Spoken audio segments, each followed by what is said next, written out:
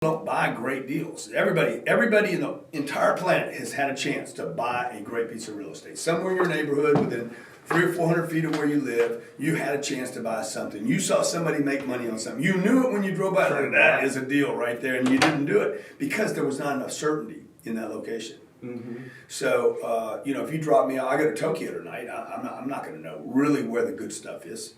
I'll probably have some kind of indication of where good stuff is, but I don't know what the market sells at. So if you're going to buy out a market, you got to go there and know the market. Otherwise, you're not going to pull the trigger when you do it, and because what you're going to be is like you're going to underestimate the value of something. Yeah. Right. If I don't know the market, I'm not going to pay enough to get it. Yeah. And what you don't want to do.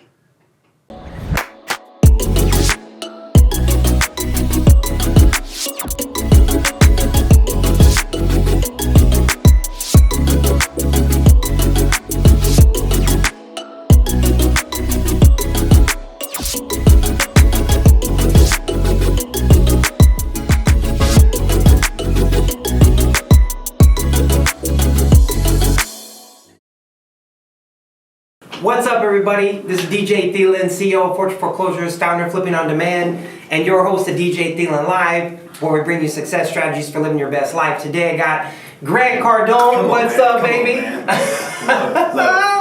Appreciate you coming out. Yeah, man. Thanks for Montage. Let's give a big shout out to Montage. Montage, man. Montage, great place here in Beverly Hills. Yeah, beautiful. If you ever come over here, use my name, get you a good deal and a nice little suite. Family discount. Great location. Yeah. Starbucks, the Palm Restaurant, got sushi across the street. It's a great place. Oh, everything. Hey, so I want to start off. I want to give you something. Dude, favorite sports item. I love baseball. Yeah. So I gotta tell you, man. I gotta tell you the story first. Okay. So my mom, who I grew up single mom, no dad. I think I shared with you, and my mom was like my hero. Worked 2 jobs and support us. Whatever so she worked it, whatever it takes. Yeah. So she worked during the day. And then a job, and then she would bartend at night. So she brings, I was about 10 years old, she brings his baseball home, because my brother and I were baseball guys, and says, hey, some guy who was famous, I don't know who he is, but he signed this ball, right?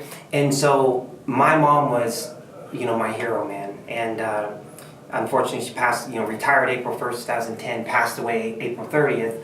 Unfortunately, same year. Wow. Yeah. Wow. And so, but this is something that I've always cherished, and she meant so much to me, and I want to give this to you as a gift because you mean a lot to me. And dude, that's awesome, man. Big inspiration. It's Billy Martin. Wow. Yeah. Wow, dude, that's right amazing, there. Man. This is a played out ball too. Yeah, Billy Martin. Wow. Can't get those anymore, man. That's amazing, dude. So I want to give that to you, man. Buddy. Thank you. Yeah. Thank your mom for doing such a good job. So how do you hold your curveball? Being a great example. I'll hold it right here. There you go, man. That's it. Hold it right here. Hold it right here. Yeah. I was a catcher, so I was telling pitchers what to do. Yeah. And this is my drop right here. I love it. Probably why my wrists aren't good today. Yeah, man. So I got to play. I got drafted with a Giant 6 pick in '91. Climbed the ladder. I didn't know that. Yeah, not having a dad. Yeah. I always said, hey, when I have a kid, I want to be there. I had a son that was born, my son right here, and so I said, hey, was just climbing through. It was one of our prospects, and I just always said, hey, I want to be there when I have a kid. So he was born. I decided to take a year off and go back. Never went back. And peeled a good path though, man. Yeah. Now, so, but that was like so important to me. So that kind of will probably break into here. This is yours, man. Oh yeah, Billy. Thank you. Billy Martin, dude. What a grinder that dude was. The original. Talk about a hard ass, hard as nails. I mean, he got the best out of people though, Yeah. Oh yeah. Original tantrum thrower, man, right there. Yeah, he was an all-in guy. Like he was passionate about what he wanted to win. He demanded people win around him. Yeah. And if you guys don't know who Billy Martin is, just go on YouTube, look up some old. Oh yeah. Because he's an exceptional human being. Oh yeah. Hall of Famer too. So that that'll lead into kind of what I want a few of the questions I wanted to ask you about. So in baseball, right? So you're a baseball guy growing up. Yeah. So in baseball, plus you're Italian. I'm Italian. But baseball growing up, the guys that I climbed through the minor league system with, it wasn't the guys that necessarily had the most talent, right, that made it. It was the guys that believed that they were better than they actually were. And some people take it as arrogance, cockiness. You go, gosh, man, that guy's really arrogant. But I look back now, and I look at guys I played with, Martin Bernard, the list goes on Doug Marabelli, and guys that had decent talent, but weren't the most talented for sure. And all of a sudden now they have these long careers, they're in the major leagues. So I learned that, looking back, it's the guys that tap their highest level potential. So what do you see in relation to that, in as far as life, sales, building a business? The guys that have the most success, not the talent, right? But the guys that believe in themselves at such a high level that they tap that high level potential. What do you see when it comes to people that, as far as success, people that have, be it in sales, life, anything? Yeah. Well, you got to believe in yourself, right? But half the time you're not going to believe in yourself. Like I do deals every day where I'm like, I don't know, I'm not quite sure. The reality is you got to show up even if you don't. If you're not sure, you got to show up and you got to move yourself into the deal. Like anybody that thinks you're watching Instagram or Facebook or whatever, and you're watching everybody appear to be so positive, trust me, in the middle of the deal, everybody has doubt. Everybody. There's no human being walking, there's nobody walking around without doubt. Yeah. Everybody's got it. The champions push through the doubt. They just push through. They're like, I'm moving anyway. I'm just going to move forward. Best talent does not win. It doesn't win in the arts. It doesn't win as a musician. It doesn't win as a rapper. It doesn't win as an athlete. It doesn't win in business. You just got to keep moving forward, So I'm doing real estate deals. I got 3 days to identify a piece of property for a 1031 exchange. I'm going to like I was telling my wife this. Every day I'm dealing with uncertainty. I got these exchanges going on. I got a deal I'm selling. I got 2 other deals I'm buying and closing. I'm trying to get to Australia. We booked to Hawaii. I can't. I'm waiting till the last minute. My assistant's like, we need to get a room in Hawaii. I'm like, I know. It's not there yet. The priority's not there. I'm not worried about it yet. By the time I go to book Hawaii, everything's sold out at the Princeville in Kauai and the Kauai Grand Hyatt.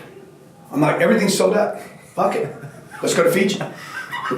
Let's just move, man. We'll just go to Fiji. Yeah. But the truth is, I try to book Fiji, and I can't find a place in Fiji. It's very complicated because we got to fly into one place. Time changes, Zulu changes. Like it's bizarre. Right? Yeah. I don't know how to do any of this. I've never done this. I've never flown from LA. The plane will go 14 hours, but we're exhausted at 11. My kids want to get off the plane, right? So we're like, okay, where do I reroute to? Well, I'm trying to get to Fiji. Nothing works in Fiji. All I know is I got to get to Australia at some point. I'm moving. This is part of your story. Just moving. I don't know what I'm doing. I've never done these trips, right? I've never. Two massive storms are coming across the Pacific right now. Okay, which means Hawaii's going to be shit for everybody that's got a room booked over there, and I didn't book. Fiji, I can't actually get to Fiji, so tonight we're getting on a plane to go to Tokyo. Now, I'm saying all that to say, you just got to keep moving. Yeah. I've never been to Tokyo. I don't know where I'm staying. I don't know where to stay. I don't know, but I'm moving forward. So look, the doubt's not going to go away. You can sit and pray. You can either make your God stronger or your devil stronger. Yeah. And I just choose to say, hey, I'm going to push forward. Yeah. And I'm going to prove that I'm blessed. Mm-hmm. Because everybody's blessed. I hear this all the time. But, I was in Atlanta. I'm like, I'm blessed. And everybody's like, oh, yeah, me too. Everybody gets that godly spiritual moment. I'm like, yeah, but you got to go prove it. Yeah. And the guys you're talking about prove themselves. Uh-huh. Ali, I remember, thinking about Ali when you talk about confidence. I'm going to knock him out. Yeah. And it's because he claimed he was great before he walked in the ring. Oh, yeah. So that's about creating greatness, not just being great. Mm-hmm. Because if you're just great and nobody knows about it, well, how great are you? Yeah, not very. Nobody know about it. You were great in your own little. You did your own little. You're a little kid. And you're doing a drawing, and your mama said, "Oh, that's great." One person saw it, okay, and we don't. She's a little partial, so. It's like you got to get the world to agree with that. Yeah, for sure. And or not. and be all right with it and keep doing it. Mm-hmm. So I think the guys that you're talking about, my approval of them doesn't change them, nor does my disapproval of them change them. Yeah. And I'm not looking for, like your approval of me or disapproval does not change the way I feel about myself. Mm-hmm. I would like it if everybody approved of me and said I was the greatest, but that would be great. But it might be a little boring too. Yeah. But I'm in a position. I work on myself enough to be like, hey, look, your approval of me does not change how I feel about me, nor does your disapproval of me. Mm-hmm. Yeah. And that's, I think that's really tough for a lot of people today in this world of you want to please everybody. Yeah, like this guy Billy Martin. He was pleasing one guy, Billy Martin. Yeah. Like I'm pleasing one person in my life, me. Mm-hmm. If I can look in the mirror and say, dude, I'm happy with who I am, and really be honest about that. Yeah. For me, that's the ethics of my life is kind of what the engine I run on is like, am I happy with what I'm doing? Am I happy with my workload? Mm-hmm. I was telling my kids when I was walking down here, I said, where am I going, guys? And they're like, well, you're going to work. I said, and what are you guys going to do today? And they're like, we're going to play. And I'm like, okay, well, who's going to feel better about themselves at the end of the day? Uh-huh. Like when are you guys going to start doing some work around here? Because the work makes you feel good. Yeah. And I said, you can play all day, but at the end of the day, you could have done some work. Yeah. You guys got to figure out whatever kind of work you want to do. Yeah. And I think work's gotten a bad name, right? Those guys you're talking about, willing to do the work, dude.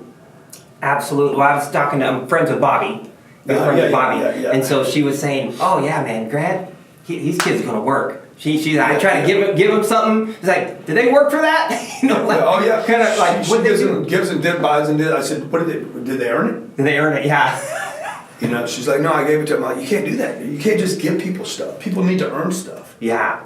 So, see, I'm telling you, I'm going to Tokyo. I think we got our room. Oh, no suites are available there until August 3rd. So you just got to keep moving through the uncertainty, through the failures. Like if I don't quit, I truly believe if I don't quit, I can't fail. Yeah. And that doesn't mean that I don't quit a lot. I do quit, but then I'm like, okay, don't quit, because if you quit, like don't stay quit. Because if I don't quit, I can't fail. Yeah. The only way I fail is if I quit, and I refuse to quit. Yeah. So I can't fail. Me too, man. I think it's from baseball, I take that. Like, man, I got to single A, how can I get to double A? Yeah. And you just climb that. It's like, man, if you quit, I tell the story of, Cody Bellinger. Yeah. So I played with Clay. Uh-huh. So I tell the story of how Clay never, he played in the minor league for 13 years, never quit, never gave up, released by multiple teams, finally sticks with it, gets there, and from him sticking with it, never quitting, and becoming, playing in the major leagues, kind of a utility guy. Like Cody, if he had quit, baseball, no, forget that. Who knows? Cody might not have had the platform or played. Yeah. So and exactly, it's interesting that the naysayers are always quitters. Yeah. Always. Yeah. Like never not. In real estate, the people that tell you don't do real estate, oh man, that's a lot of work. Really, what'd you do? Just ask them what they did. Yeah. I was going down here to the Church of Scientology while I was in town to do this little confidence course, right? And somebody's like, oh my God, oh, you don't want to go down there. I said, oh, you wanted to and you didn't? What happened? What did you do? Did you go down there? Did you read a book? Did you do a course? Oh no, I didn't do any of that. The naysayers are always quitters. Mm-hmm. They don't even know what they're talking about. Don't buy real estate because it's work. Oh really? Did you buy something? Well, no, I started looking and it was a lot of work, and then I found out the tenants didn't do this, and my uncle told me it was a lot of trouble to do this and that. Oh, dude, you're a quitter. You're not a naysayer. You're just a quitter. Don't get advice from a quitter. Yeah. I heard a guy say once that AA didn't work. I said, oh, so you went and drank before the meetings. Yeah, you didn't work. He quit, dude. Yeah. He quit on the program. That's why it didn't work. Yeah. So a guy told me he didn't like network marketing. Oh, so you tried it and it didn't work for you, right? Exactly. Dude, the naysayers are always quitters. Like, I have never not found this to be true. So with real estate, I've been in real estate since 2005 and do a lot of stuff out of state. And it's funny, back in 2005, now it's like tattoos, like you see people with tattoos, it's like normal. But back then it was a little more Wild West. Yeah. If you were buying out of state across the country, people were like, oh man, you're crazy. I remember the first time I did it, And people were like, oh man, you're crazy, crazy, you're insane, you're gonna lose all your money. Yeah. And it wasn't the greatest experience, but it led me to open up my mind that, man, I have to go where the deals are. Yeah. I don't want to keep just stay where I am, and So what's your belief? And obviously, you're buying stuff all over the country. But what's your belief in regards to the people that have that mindset, Grant, where they're like, well, if I can't, see it and touch it, like I'm the owner, I'm the landlord, where they're doing everything. Yeah, you should. I mean, look, there's a lot of misconceptions about real estate, right? So the flipping thing. I mean, you should know. You should be able to touch the property. You should know the market. Yeah. Like the first thing about whether it's flipping, owning long term, with single family or 16 units or 6,000 units, you have to know the market. Yeah. Because if you don't know the market, then you're not going to pull the trigger.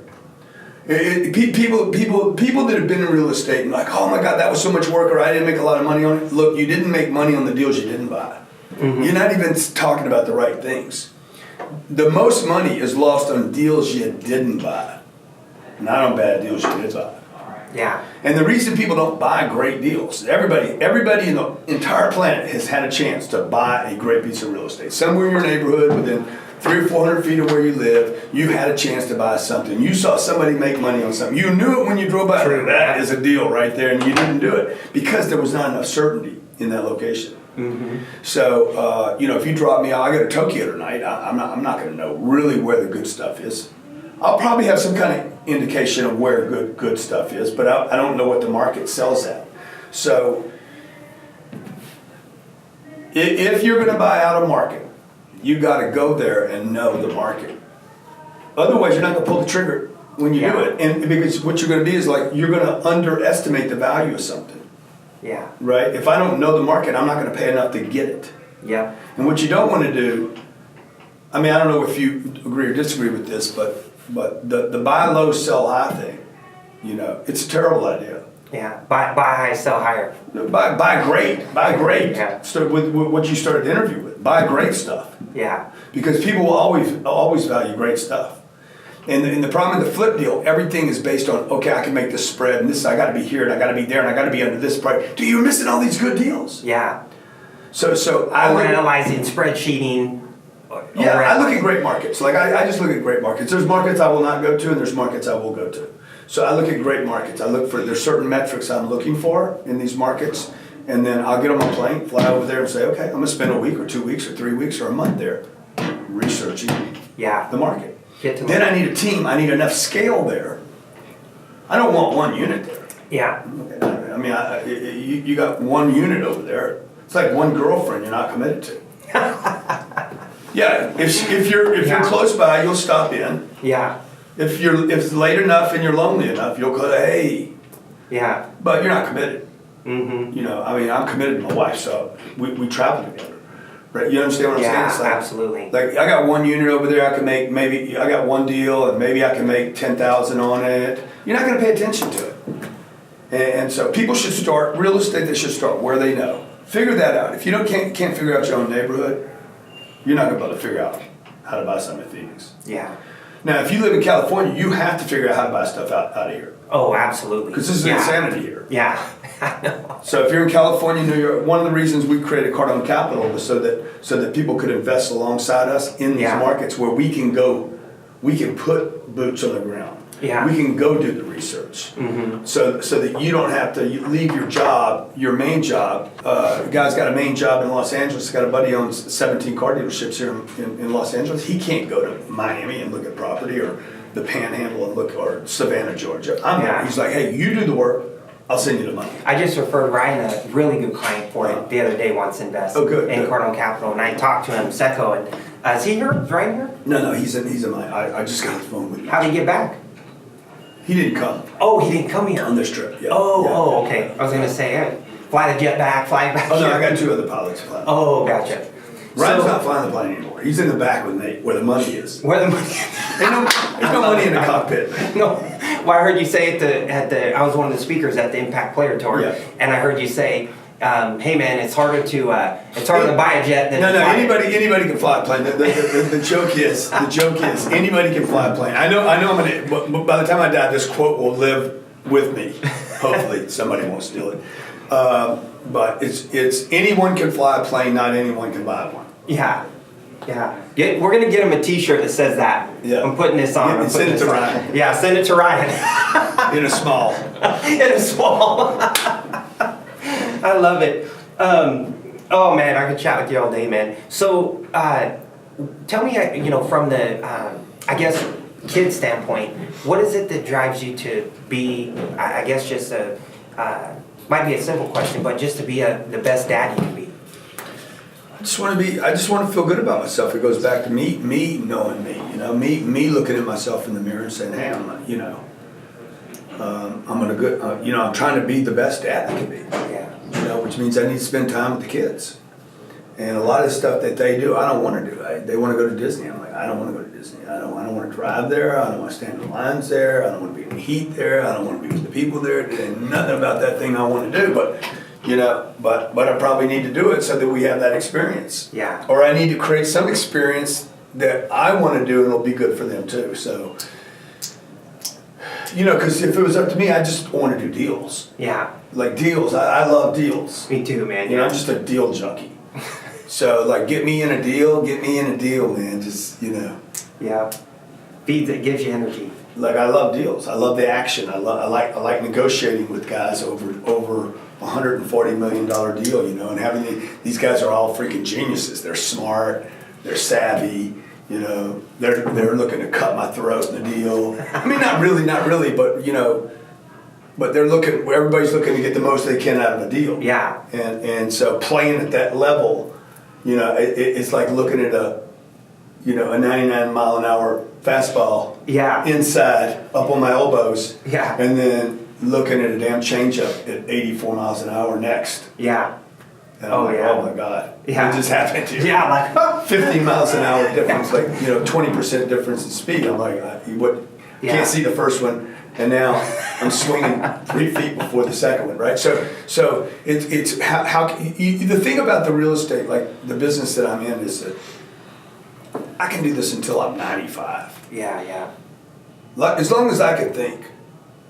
As long as I can think and talk, you can do real estate. You can't do that in baseball. No, true. You're good for 5 years. Yeah. And you're walking away with everything busted and broke and damaged and hurting. Oh man, absolutely. I can do real estate deals forever. Anything that, I had a guy ask me the other day, and it's funny because it was such a simple question. I want to ask it to you because I never really thought about it. He says, what are you fearful of? And I said, wow, man, I haven't really thought of that. Nothing big. I've gotten over like that. I keep my energy good. I meditate, work out every day. But essentially I said, man, really not fulfilling, living my best life, not tapping my highest level in my fitness and my relationship with my kids and in business. Yeah. And just never, you have anything that you're fearful of? Yeah, I mean, speaking to an audience. I mean, I've done, 3,000 or 4,000 speaking gigs. I still, get nervous on the way out there, right? Yeah. What do I get nervous about? I mean, it's not so much or fearful. It's not so much fear.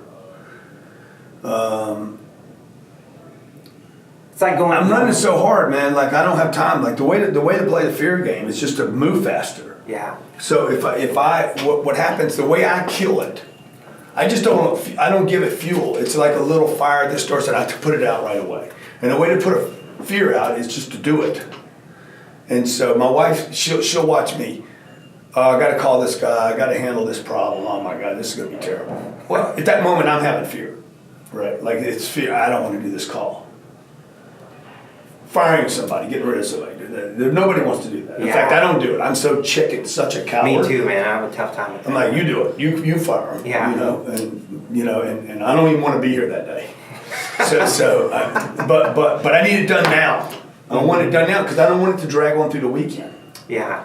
So that's the stuff that I don't like things dragging on. I just want to if somebody the samurai, the guy who commits suicide and they cut his neck, Yeah. he does it fast, man. He's like, don't stick me a little bit, just put it all the way through. Yeah. I want to get it over with quite quick. I don't mind going through hell. I just want to. So my mom used to say, look, if you're going through hell, skip. And so if there's something I have fear doing, if there's a list of 10 things and I look at those 10 things, I take the one that I'm most scared of first. Because if I can knock that one out, it gives me courage. Yeah. I used to avoid stuff in the morning. Yeah. Put it off after. Oh, deal with it later. Oh, deal with it tomorrow. Yeah. Some people like doing the easy stuff first. I don't. Not anymore. I used to, Yeah. but now it's like as soon as I change that and said, man, I'm gonna make the hardest call first thing in the morning. Yeah. And I just feel so much better. Yeah. Like throughout the day, you same thing. Yeah. So share with people, because obviously a lot of people are gonna see this. I want to have you share with people Cardone Capital, Cardone Venture, like the different businesses. Even the different businesses that you have that our audience can know about and get involved with possibly. Yeah. So look, there's 17 companies, and we've added 4 or 5 this year already. So we got another hour, so we're good. Yeah. So we have. The biggest company is going to be Cardone Capital. Probably Cardone Capital, Cardone Ventures, maybe Cardone Kern, Cardone University. What else do I have? There's so many different things here, but Cardone Capital is going to be a probably $20 billion company, and that's where people can come to you, invest, and just get their. Well, whether they come and invest or not, it doesn't matter. It's going to become a $20 billion business, so it's not dependent upon people investing. People are investing, and people can invest with me along the way and benefit from that. But Cardone Capital is basically a company that collects very large institutional quality apartment complexes. Yeah, 300 units, 300, 500 units, 800 units.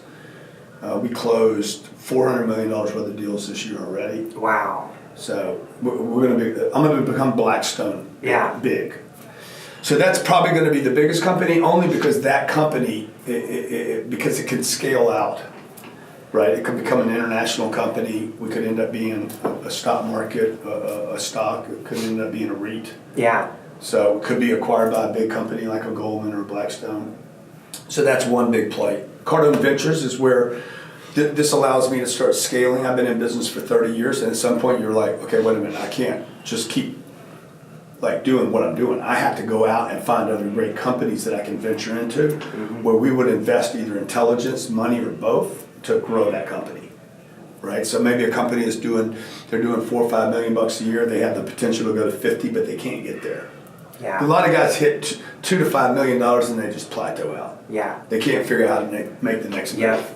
Even though they're a great company, great product, great service, but they need some other intelligence or some other. So you work with Brandon on that? Me and Brandon. That's a collaboration and a partnership. Brandon, what's up, buddy? What's up? Then there's Cardone Kern, where we advertise for small businesses using very slick technology.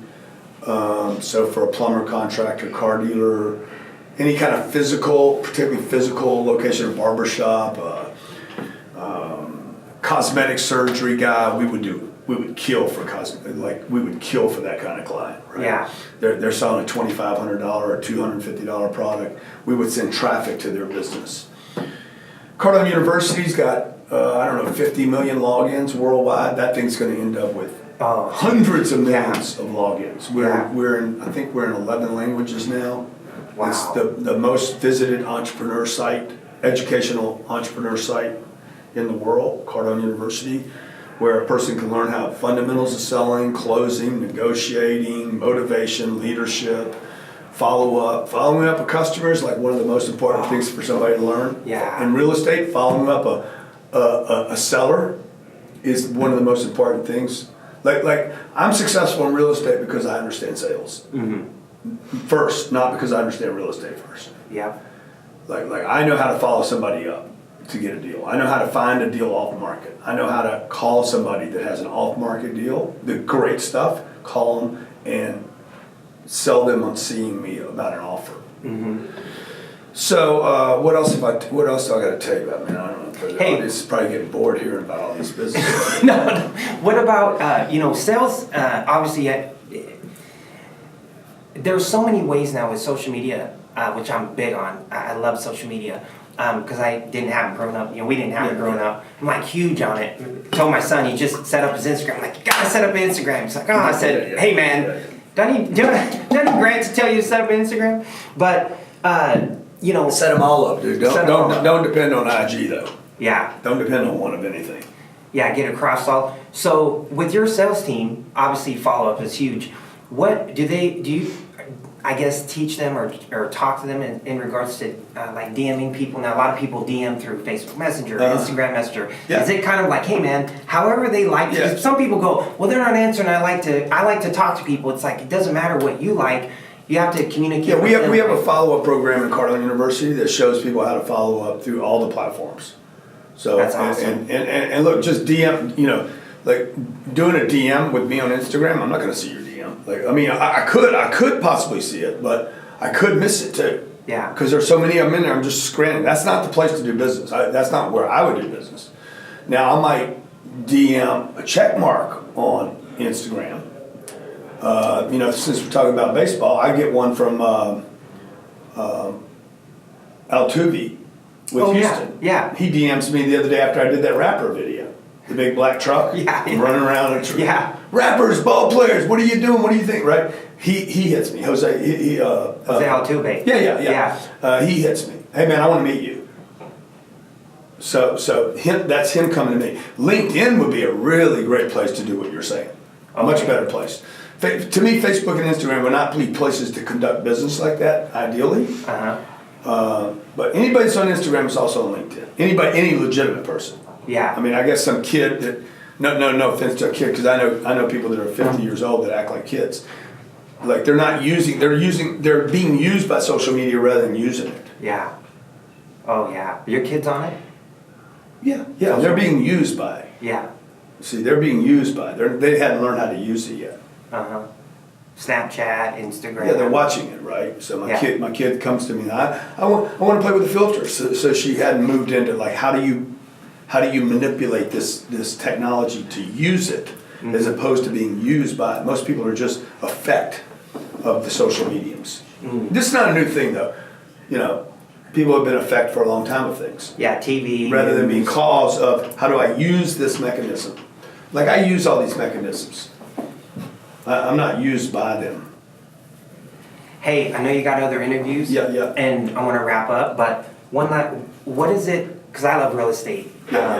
What is it about real estate that makes such a good investment as opposed to obviously stocks? I don't have any stocks personally, but It's real. Like it's easy to understand. Yeah. It's probably the most proven asset class. Second to the individual. There's no better investment in the world than the individual. Me. I am the best investment. The best thing about me is I move. Everywhere I go, I'm there. That's the best and the worst part. The assets and liabilities all go with me. So the best investment I can make is in the 24 inches, whatever my shoulder width is, whatever this 40 inches, whatever this is, right? The best investment I can make is in me. Now, the reason I like real estate is I can see it, I can touch it, I can feel it, I can see people there, I understand it. Like, I'm not talking about a piece of land. I'm talking about a piece of land with a building on top, and there's income coming in. So I forget the guy's name, I think it was Lewis Glick, said the best investment on earth is earth. But the truth is the best investment on earth is earth that has a business on top of it that pays you every month. Yeah. Because I don't want to pay for the earth. I want to buy a piece of the earth. I want to buy this much of it and have the other part paid, the rest of it paid off. The leverage of real estate is phenomenal. The leverage is unbelievable. Leverage meaning I can put down $3 million and buy $10 million. That's leverage, right? Then the $7 million of debt is paid off by the tenants that live on that. This is a piece of land. This is an apartment building. The apartment building is paying my debt. I don't want to pay the debt. Right? That's why I rent where I live. I come to this place, I rent the place. I'm like, I rent a unit. I'm going to be out of here. I'm going to go to Tokyo, try to rent something over there. Yeah. But what I want to do is while I'm traveling around is keep collecting real estate that other people pay for. So let's say this is $10 billion worth of real estate. I paid $3 billion for $10 billion worth of real estate. Dude, it's the best deal in the world. You can't do that in the stock market. You can't do it in the bond market. You can't do it anywhere. Only thing you can do this in is with real estate. Can't do it with Bitcoin. So 3 million, 30 million, 300 million, $3 billion. If I can figure out how to raise $300 billion, $3 billion, I can buy $10 billion worth of real estate and become not a billionaire, but a hectobillionaire. Yeah. Okay, $10 billion. Then I take the whole thing. I take the whole thing over to the boys at Blackstone. I'm like, dinner boys, dinner boys. Because the only thing they want to look at, dude, is the full meal. They're interested in massive meals. These guys, their problem is they don't want desserts and appetizers. They need massive deals. This is $1 trillion business. They're $1 trillion company. Yeah. You know, 10 billion's nothing for them. They're like, yeah, we'll do that. You got anything else?